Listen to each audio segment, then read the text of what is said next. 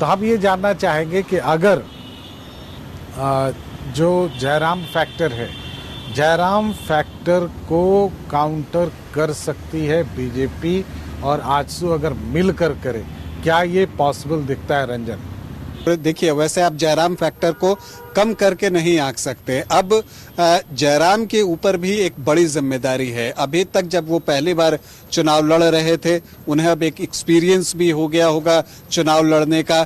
वो चीज़ों को समझ भी गए होंगे कि चुनाव होता क्या है, बूथ मैनेजमेंट क्या होता है, जब जो लोग आपके साथ घूम रहे हैं वो आपको वोट कर रहे हैं या नहीं कर रहे हैं, तो बहुत सारी चीज़ें उन्होंने भी अब समझ ली होंगी। और मुझे लगता है कि उनको जो है अब इस चीज़ को समझने के बाद जब वो विधानसभा चुनाव में उतरेंगे तो बेहतर तैयारी के साथ जो है वो इस चुनाव में उतरेंगे। और इसीलिए बीजेपी और आजसू अगर साथ में नहीं होती है तो उसे नुकसान उठाना पड़ सकता है। खास करके जो वो गिरिडीह धनबाद वाला इलाका है, वहां पर जो है उनका एक प्रभाव साफ तौर पर दिखता है। हजारीबाग में भी उनका एक प्रभाव आपको दिखता है। तो इन सारी चीजों पर देखें, खास करके जहां पर कुर्मी बाहुल्य इलाके हैं, खास करके वहां पर उनका प्रभाव साफ तौर पर दिख रहा है। तो ऐसे में आजसू के लिए अकेले उन क्षेत्रों में चुनाव लड़ना जो है वो मुश्किल हो सकता है। यहाँ पर उन्हें बीजेपी के सहयोग की जरूरत होगी। इसी तरह से उन जगहों पर, चूंकि पिछली बार आप देखिए तो धनबाद में बीजेपी का प्रदर्शन बेहतर रहा था विधानसभा में भी, तो वहां पर भी जो है बीजेपी की कोशिश होगी कि आजसू उसके साथ रहे ताकि उसकी स्थिति जो है वो स्ट्रांग हो। चूंकि पिछली बार जो कुर्मी वोटर्स थे उन्होंने आजसू को वोट किया था, कई जगहों पर उन्होंने बीजेपी को वोट किया था, जो इस बार कम हुआ है। हालांकि जमशेदपुर में विद्युत वरण महतो अगर जीते हैं तो उसमें कुर्मी वोटर्स का जो है योगदान है। तो अब जो है वोटर्स भी बड़े समझदार हो गए हैं।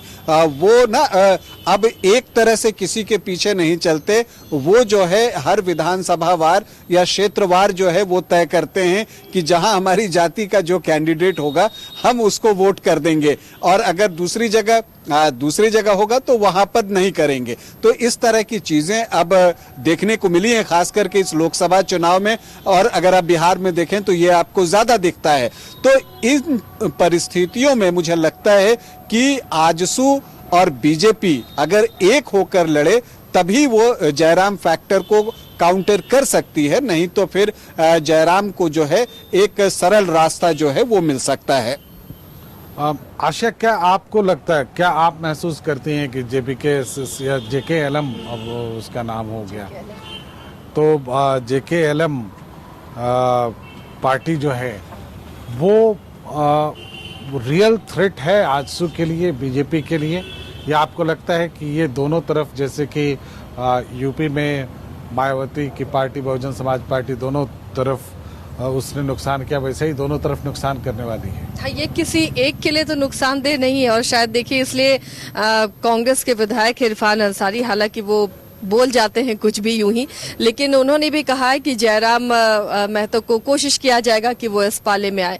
तो खतरा दोनों तरफ है, वो इंडी गठबंधन के लिए भी है और एनडीए के लिए भी है। लेकिन देखना है क्या जयराम कोशिशें हो रही होंगी। गंगेश जी, जितने राजनीति को आप जान रहे हैं, समझ पा रहे होंगे कि कोशिश हो रही होगी और जयराम से संपर्क ना हुआ हो ये कहना भी गलत होगा। संपर्क हुआ होगा। अब जयराम के ऊपर है कि वो अकेले अपनी पार्टी को लेकर चलते हैं या फिर अलायंस में वो जाते हैं, चाहे वो एनडीए हो या इंडिया गठबंधन हो। दोनों को ही ये खतरा महसूस हो रहा होगा कि आखिर वो वोट काटेंगे तो किसके वोट काटेंगे। अगर कास्ट फैक्टर से काटते हैं तो वो उस कास्ट के जेएमएम में भी कैंडिडेट है और उस कास्ट के आजसू या बीजेपी में भी कैंडिडेट हैं। तो खतरा दोनों तरफ के लिए है। और एक तीसरा विकल्प झारखंड के लोगों को मिल रहा है, इससे भी इनकार नहीं किया जा सकता। और जिस तरह लोकसभा चुनाव में तुरंत ये पार्टी की घोषणा होती है और चुनावी मैदान में JKLM के कैंडिडेट उतरते हैं, और रंजन ये तमाम आंकड़ों के साथ है, ये भी बता रहे हैं कि किस तरह से उस पार्टी ने बहुत कम वक्त में एक मजबूत पकड़ बनाई है।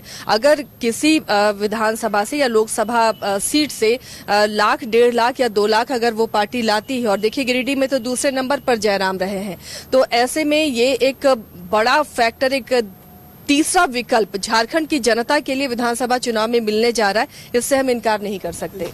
गिरिडीह में जयराम तीसरे स्थान पर रहे हैं, मथुरा महतो दूसरे स्थान पर थे। लेकिन देखिए, चूंकि अभी जयराम की पार्टी को अपना विस्तार करना है, तो मुझे लगता है कि अगर वो किसी भी गठबंधन में जाते हैं, चाहे वो इंडिया गठबंधन के साथ जाएं, चाहे एनडीए के साथ आए, तो उन्हें उतनी सीटें नहीं मिलेंगी। उन्हें 3-4 सीटें देकर संतुष्ट करने की कोशिश की जाएगी। हाँ, लेकिन उसमें जो जीतने की संभावना है वो बढ़ेगी। एक दूसरी तरफ उनके पास है कि वो जो है अपनी पार्टी का विस्तार करें और स्प्रेड करें, तब जो है वो ज्यादा जगहों पर अपने उम्मीदवार खड़ा कर सकेंगे। और उसके बाद अगर उसमें से जो उनके 3-4 जीत के आते हैं, 6 जीत के आते हैं, जितने भी जीत कर आए, तब उसके बाद वो किसी पाले में जाएं, तो मुझे लगता है कि ये योजना जो है जयराम की पार्टी की होगी। देखिए, अभी लोकसभा चुनाव में कोल्हान और कोयलांचल पर फोकस था, लेकिन मुझे लगता है विधानसभा चुनाव में बाकी जगहों पर भी झारखंड में अब जयराम की पार्टी अपने उम्मीदवार दे सकती है, ताकि वो एक अच्छे कंडीशन में झारखंड में हो। जी बिल्कुल, और वो विस्तार करना चाहेंगे। देखिए, वक्त हालांकि सिर्फ 4-5 महीने का है, और जो जयराम के सामने भी अगर हम चैलेंजेस की बात करें, तो वो चैलेंज जो सबसे बड़ा है वो यही है कि जो उनका वोट बेस है, जो कि एक कास्ट तक सीमित न रहे, वो स्प्रेड करें, उसे वो बढ़ाएं, और जो दूसरी जातियां हैं, दूसरे धर्म हैं, वहां तक वो अगर अपनी पहुंच पहुंचा पाते हैं, तब जाकर जो है उनका विस्तार ज्यादा बेहतर तरीके से हो सकता है। अब दोनों ऑप्शंस पर हम लोग बात कर रहे हैं। अगर जेकेएलएम जो जयराम की पार्टी है, वो अगर जेएमएम के साथ समझौता कर लेती, इंडी गठबंधन में चली जाती, तो क्या आपको नहीं लगता है कि जो वास्तविक मुद्दे हैं जिनके लिए लड़ाई लड़ी उन्होंने, वो सारी लड़ाई यही मुद्दे को लेकर तो थी, इसी सरकार के खिलाफ थी, तो वो सारा कुछ डाइल्यूट हो जाएगा इसमें, और इससे उनको नुकसान होगा। नहीं, मुझे लगता है कि इससे उनको फायदा होगा, क्योंकि सेम मोटो, चूंकि जेएमएम तो ये बात कहती है कि वो सारी बातों को पूरा करना चाहती है और इसके लिए वो केंद्र सरकार पर ठीकरा फोड़ती है, तो वो बल्कि ये कह सकती है कि जयराम आप हमारे साथ आइए, हम मिलकर इसके लिए लड़ाई लड़ते हैं। वैसी परिस्थिति में गठबंधन को, इंडिया गठबंधन को फायदा होगा, क्योंकि उन्हें कुर्मी का जो एक वोट है वो भी एड ऑन हो जाएगा उनके अंदर, जो जयराम का अपना वोट है, तो इससे इंडिया गठबंधन को फायदा होगा। लेकिन जयराम की पार्टी को, लेकिन जयराम को भी फायदा हो सकता है, क्योंकि वो भी जीतेंगे। लेकिन जो जयराम की पार्टी है, उसके लिए मुझे लगता है कि थोड़ा नुकसान हो सकता है, क्योंकि उसका विस्तार। जयराम को क्या इससे नुकसान नहीं होगा, क्योंकि उनके जो वास्तविक मुद्दे हैं वो इसी सरकार के खिलाफ थे, वो डाइल्यूट हो जाएंगे। ये सरकार जो जेएमएम शासित सरकार है, ये कांग्रेस भी अलायंस में है, लेकिन इसकी भी वही बातें हैं कि 1932 खतियान चाहिए, स्थानीय नीति चाहिए। भले जयराम में एक जो वैकेंसीज को लेकर, जो जेपीएससी में धांधली को लेकर जो आंदोलन शुरू हुआ था, वो एक अलग मुद्दा है जो सरकार के खिलाफ है, लेकिन जो ये सरकार बात करती रही है वही बात जयराम भी करते हैं। दोनों सेम मुद्दों पर ही लोगों के बीच जाएंगे इस विधानसभा चुनाव में, और इसमें एक सरना धनकोट भी एड ऑन होता है।